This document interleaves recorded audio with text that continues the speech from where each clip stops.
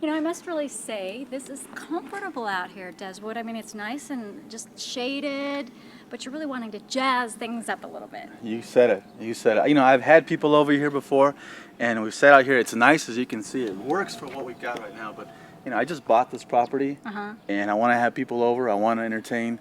This bachelor says he's tried to make the backside of his pad a little brighter. I did the Christmas light thing. Oh. It just turned out cheesy. Deswood says he's ready to work, wire, and wrap. That's WRAP. Installing some permanent power possibly, and really trying to take the backyard to the next level. We can do that. We can do that and really make this kind of a party pad for you. Now, before we get going, we need to make sure it's safe to dig. I have to ask you two things, power and water. Do you know where your power is, or do you have any out here in the yard before we dig? I called the city. I had them come out and do the blue staking, so we're good to go. Are you pretty good with the shovel? Oh yeah. Okay. Well, what I need you to do is we're going to start right here. We're going to trench. We're going to dig a hole to bury this line all the way over to there. Here you go. And I'll just be over here hanging out, okay? I thought you said we. Okay, now, while Deswood thinks that he's going to be digging that, check out what I have. The power tool. Yeah, all right. Okay, so we'll push it up there.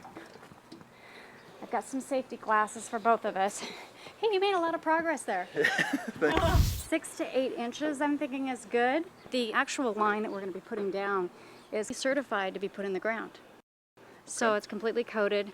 And What kind of outlet are we using? What kind of boxes? I'm just curious. they are the GFCI, and then, so the thing is if we have any kind of a power surge or water, it will just completely cut it off. Excellent.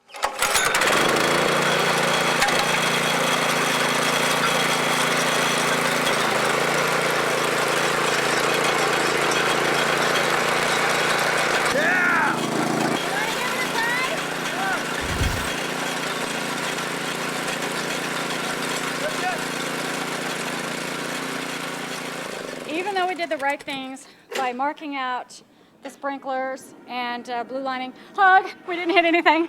Rather than take the trencher through there, we're going to hand dig this out. I think that's better because that's the last thing you want to do is damage a big root, especially so it doesn't fall in the house. Right. I could feel that the machine pulling on those roots, so let's get to digging. Okay. Thanks for giving me a real shovel, by the way. I know, actually, and I have the little super wimpy one this time. But we're going to need this little guy to dig underneath the curbing. Passing this through. Okay, this is 1/2 inch rigid PVC. We're going to put this in here. We've already put the cap on. It needs to be trimmed a little bit.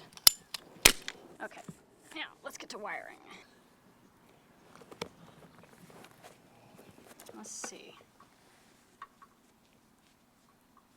So on the second tree, we're actually going to join the two of these together because we need that one to go over here. We want one of these. This actually has a safety device. So again, if water hits it or some kind of a shortage, this is going to just turn everything off. This is important.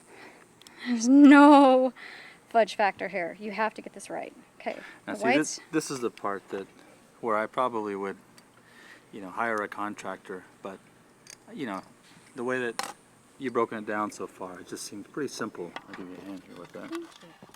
So we're going to come over there. It's a pretty good location. Yep, that works for me. Hey Dee, so I brought 3 strings of lights. They're each 48 feet long. These are extra bright clear rope lights. We're going to put the first one at this first tree with just the single trunk, and then we'll put 2 down there at that farthest tree that actually has 2 trunks. Let's go!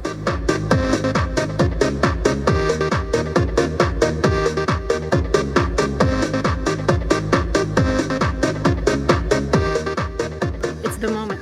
Drum roll. We have light! Hey, all right! Well, Kimmie, it looks fabulous. Thank you. It works. I know. This is going to be fun, and I think it'll be great for your next party. All right. Okay, so our next and last part, we need to reseed your yard.